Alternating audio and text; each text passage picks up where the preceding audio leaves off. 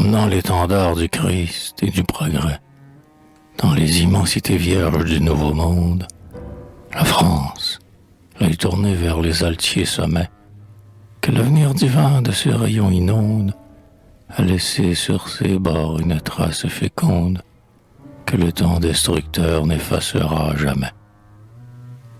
Pour jeter sa semence au sol de l'Amérique, pour asseoir un empire en des déserts sans fin, ces preux ont combattu, pleins d'une ardeur épique, les Indiens, les Anglais, la trahison, la faim, des bancs de Terre-Neuve à la mer de Baffin, des banquises du pôle aux pampas du tropique. Mais de tous les vaillants au renom souverain, qui sur ce continent luttèrent pour la France, nul n'est ceint d'un laurier plus frais et plus serein que le jason chrétien, dont la reconnaissance acclame la ferveur, l'audace et la science dans le noble et tragique orgueil de ses terrains. Fils d'un rude et hardi pêcheur de la Saintonge, Champlain grandit au bord du gouffre illimité, et, dans une ombre où l'œil du poète se plonge, assoiffé d'aventure, ivre d'immensité, en son adolescence et sa virilité, livra toute son âme au vaste essor du songe. Il rêva de sonder cette mer de cristal qui de colons avait bercé les caravelles. Il rêva de fouler le terroir boréal, d'y faire rayonner l'or des blonds de Javel. Et, pour planter la croix sur des cimes nouvelles, intrépide, il quitta le rivage natal. Les larges flots d'azur du Saint-Laurent sauvage, encore émus d'avoir porté les galions de l'immortel quartier découvrant notre plage, sous les terres estivales tout baignées de rayons, réfléchirent bientôt les humbles pavillons de la nef que montait le marin de brouage.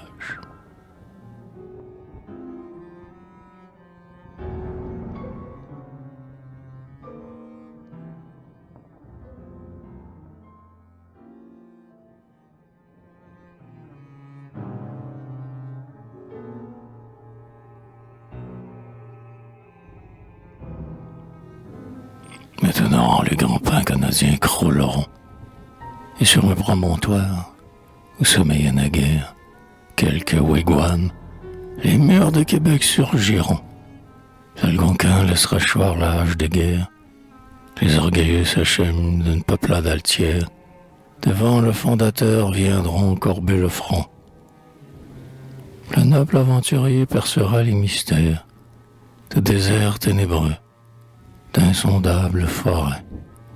Il franchira des lacs géants et solitaires, aux bords inexplorés et vierges de guérets, et qui n'avaient encore sur leurs flots clairs et frais bercé que les esquifs des tribus sanguinaires. Il sera l'allié des Hurons aux abois, traqués par des rivaux altérés de carnage. Il les protégera dans l'ombre des grands bois, et sur le même sol d'où monte notre mage, vers le fier découvreur de ce libre rivage, les opprimés vaincront les cruels Iroquois.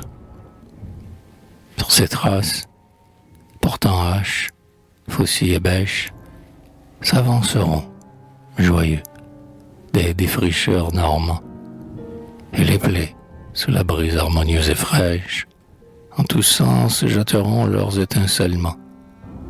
Et, près de flots jaseurs et de forêts dormants, des clochers sur l'azur profileront leurs flèches. Les humbles récollets venus, à son appel, travailler sous la haie à la moisson divine, iront cueillant partout des âmes pour le ciel. L'arbre saint du progrès étendra sa racine à travers les débris d'idoles en ruine, et Québec grandira sur son roc solennel. Le découvreur 20 fois passera l'Atlantique pour aller implorer justice aux pieds du roi, et il saura déjouer un complot satanique. Son dévouement sera viril comme sa foi, et l'avenir, qu'il vit souvent avec effroi, enfin éblouira son regard prophétique.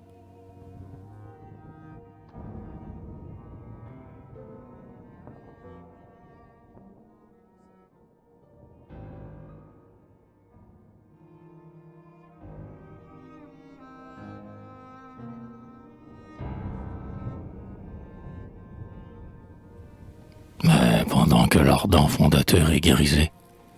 Dans ses vastes labeurs, du vin de l'espérance, le spectre de la fin apparaît, hérissé, aux colons qui, narguant la veille, la souffrance, rêvaient sur leur sillon le calme et l'abondance. Et bientôt par l'anglais Québec est menacé. Sans vivre, sans canot, la ville, née à peine, ouvre, la rage au cœur, sa porte aux assaillants. Mais, contraint par le sort de déserter la reine, le vieux lutteur, suivi du groupe de vaillants, qui l'escortait le long des grands flots aboyants, repart, désespéré, pour la France lointaine. Il regrette les bois témoins des fiers efforts qu'il déploya 20 ans en poursuivant son rêve. Il souffre loin du sol où tant d'amis sont morts, et, navré d'un sanglot qui du ponant s'élève, il tente obstinément, sans relâche et sans trêve, de faire à son pays restituer nos bords. Le succès vient enfin couronner sa constance. Un traité qu'Albion avait mis à néant ressuscite, rendant vaincu l'espérance. Et Champlain, traversant de nouveau l'océan, rouvre, tour à Dieu, sur le fleuve géant, les plis fleurs de l'Élysée du drapeau de la France. Les arbres altiers de notre sol fécond s'affaissent plus nombreux sous l'éclair de la hache. Les blés plus largement déroulent leurs flots blonds. Maintes peuplades errantes à la glèbe s'attachent. Mais, comme tout souris au fondateur sans tache, il sent le vol glacé de la mort sur son front. Et le colon, qu'avait électrisé son zèle, le trappeur, qui recoua l'indomptable orgueil, le prêtre, le soldat et le huron fidèle, qui l'avait vu lutter dans la joie ou le deuil, en un sombre unisson pleure sur le cercueil du Père et du Sauveur de la Gaule nouvelle.